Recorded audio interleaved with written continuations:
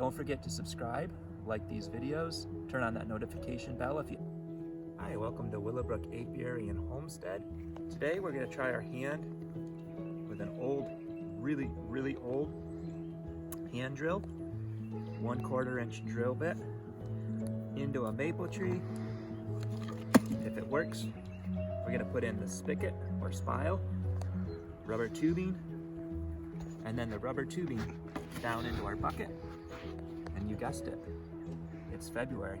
We're going to try our hand at making some homemade maple syrup. So let's see if this works. We want somewhere right in here, and we want a slight upward angle of the drill bit.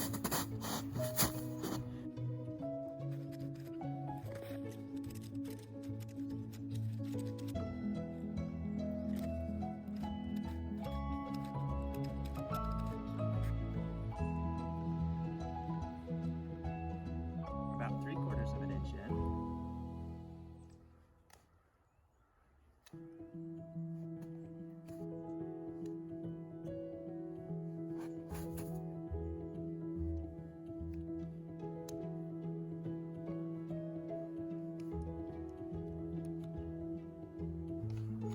Just cleaning out the hole a little bit.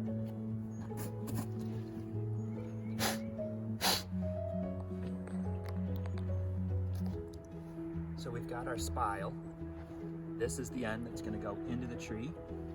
And this end with the tapered piece just pushes the plastic tubing, just pushes onto that. A little bit of a twisting motion. We'll let it slide right on.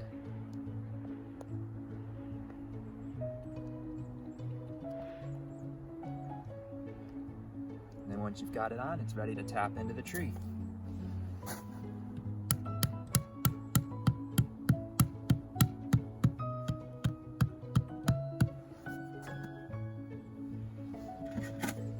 Couple of holes in the top of our bucket. Tubing goes through the hole, sits on top of the bucket. Now we just wait for the sap from the maple tree and run down the hose into the bucket. We check this bucket once a day until it gets really warm in the daytime, and then we're going to be checking it twice a day. And it takes about 40 gallons of sap, depending on the sugar content of your maple tree, to make 1 gallon of maple syrup. But if we can tap into this natural sweetener right in our own backyard and turn it into something that we can put on our pancakes or waffles or French toast, or in some homemade vanilla ice cream, well, that'll be awesome. Today we're going to walk out to the maple trees and check on the maple taps that we put in, see how our sap is doing. We got five taps done, and we finally had a day up in the 40s and 50s again.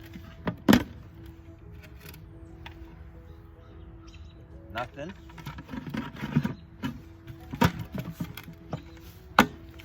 There is a little bit along the edge of the tree, so I might need to make that one deeper and tap that in a little better.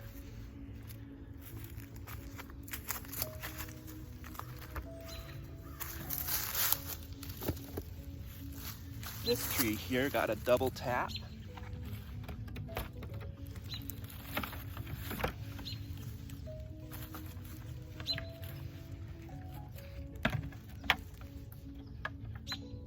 Oh yeah, we've got some in there.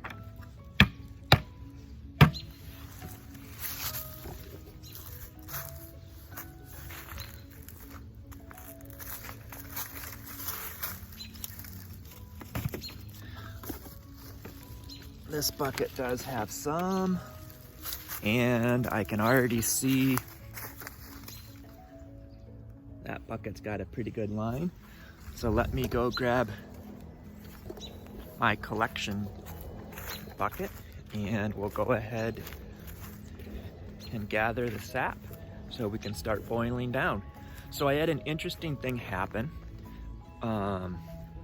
We gathered about 2 gallons of sap, the last time we pulled. Sorry, I didn't get that on camera. And started boiling it down. And then it got cold, ending the sap run.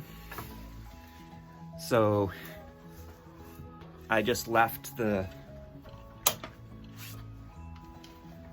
pot of partially boiled maple sap beside the stove in the kitchen. And over the course of the next 6 or 7 days, just the heat and dry air in the kitchen was enough to evaporate out enough moisture out of the partially boiled sap that it became the right consistency and sweetness for jarring, canning, bottling up the maple syrup. So low heat in the beginning for a couple hours one night, and then no heat sitting on the counter, and I was able to make our first maple syrup, about enough for a 1/4 pint of maple syrup.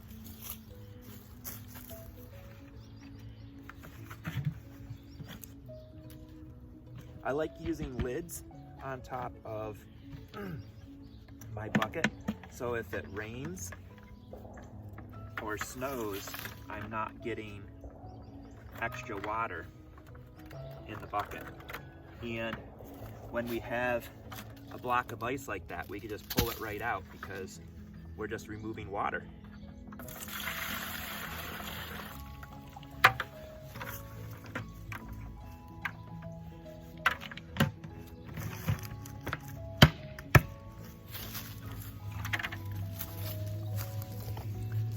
I keep cutting my head off in all the shots, sorry. Let's see if we get this one right.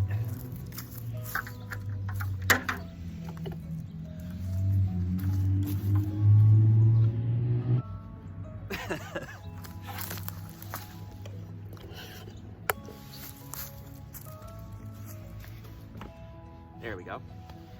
It's been so windy, I had to put a rock on top of the buckets because I kept looking out in the yard and seeing the buckets blown halfway across the yard. So any sap that was being gathered was just dumping out.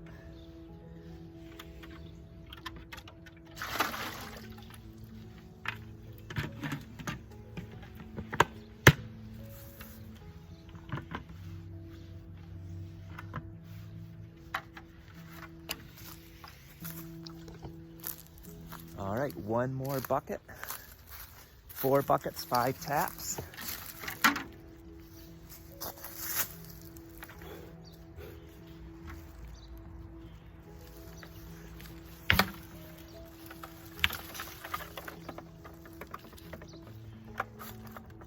Don't pull the tap all the way out of the tree.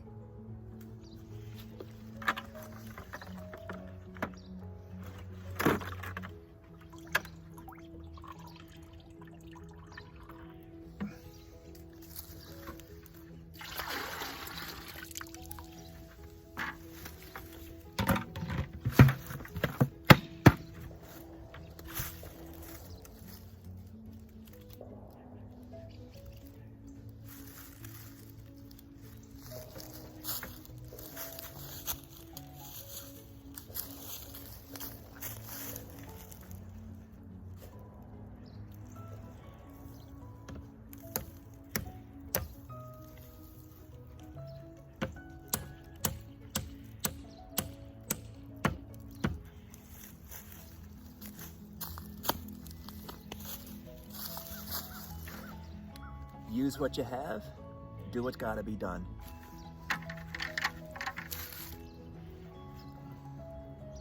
Our sap line is right about here. This is a 21-pound bucket. I believe it's about a 5-gallon bucket. About 1/3 of the way full, so maybe not quite 2 pounds, 2 gallons I mean, of sap. we'll get that boiling down and see if we can make some more syrup before the year's over. All right, now that we are back in the house, got my pot for boiling the sap, clean double layer cotton shirt to filter out any dirt and bugs that got in through the holes. So we're just going to pour this slowly through the cotton shirt, wring it out, get as much sap as possible in the bucket, and we can start boiling our next batch of sap into syrup.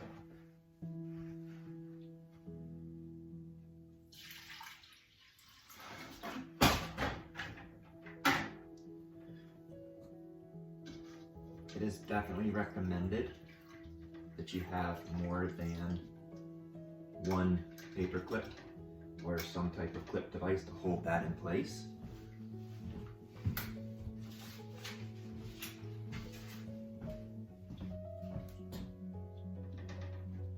So that it doesn't fall into the pot like it just did. Learn from my mistakes.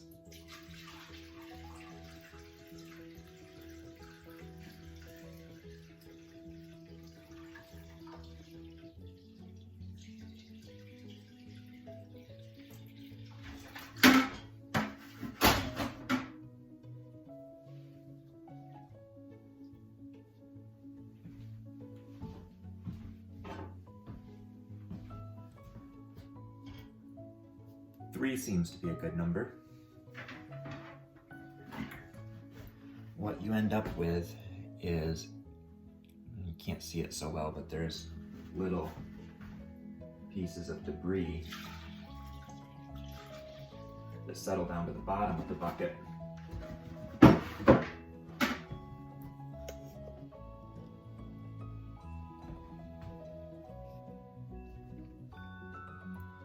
They get filtered out through the cotton. The fabric of the cotton is small enough to allow the sap to flow through, but not the debris, the little pieces of twigs and plastic and stuff that you just don't want in your sap. The more you can filter out in the process, the better your syrup will taste in the end.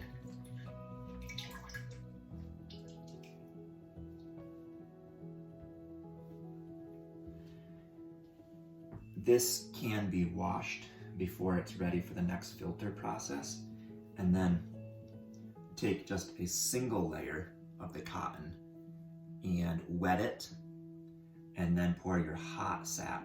Once it's been boiled for a while, pour your hot sap through, and that will remove the next layer of sediment.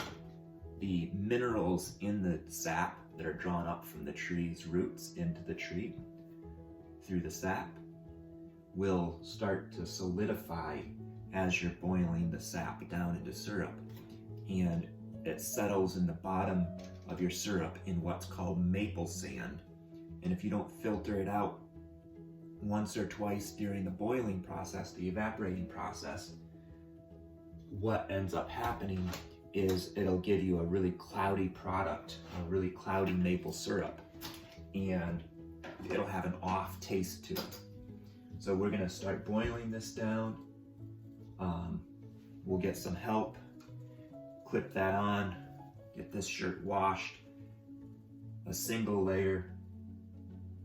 You have to have something to pour from this container into another container that you can boil in. Filter it once while you're boiling it down, and as you're boiling, you'll notice a foam starting to develop on the top of the sap. And what that is its impurities being drawn out of. So you'll want to get a real fine mesh skimmer to skim off that foam off the top of the sap. Filter it through once while you're boiling, and then when it's reached the correct consistency, around 20% sugar content of the maple syrup, you can then pass it through one final single layer wet cotton filter, and then start bottling it.